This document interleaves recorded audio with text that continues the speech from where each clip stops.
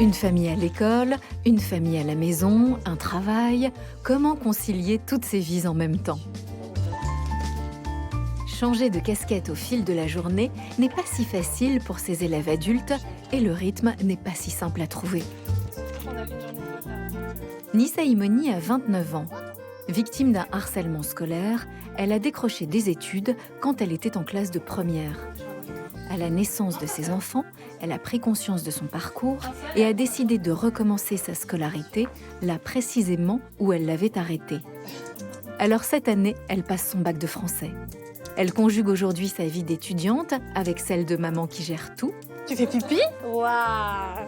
Bien joué! Il a fait pipi. Et La maison, les devoirs des enfants et la cuisine, car ce n'est pas parce qu'elle a moins de temps qu'elle sacrifie les repas de famille. Vous cuisinez tous les jours cambodgien? presque tous les jours. Pour moi, c'est important parce que voilà, on est d'origine cambodgienne. Je suis née en France, fille de réfugiés politiques.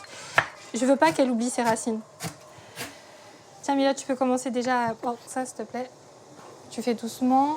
Tu essaies de pas faire sortir la citronnette, s'il te plaît. Attends, encore un petit peu. Elle adore faire ça.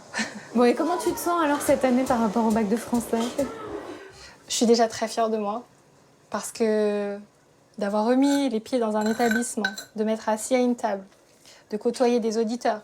Bien qu'on dise ils sont adultes, vous savez, on reste quand même des grands enfants.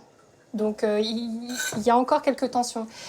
Mais d'être resté jusqu'au bout, d'avoir été assidue, je suis déjà fière de moi. C'est déjà une victoire en fait. C'est déjà une victoire.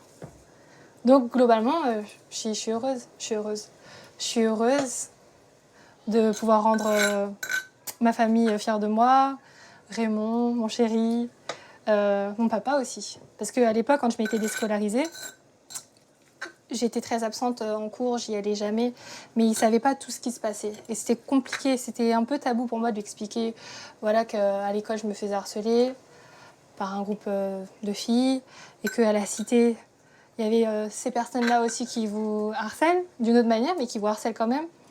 Donc je me rappelle, on a arrêté de se parler pendant presque 3 ans. Parce que pour lui, les études, vu qu'il n'a pas pu aller jusqu'au bout, et je le comprends, je ne lui en veux pas du tout. Hein.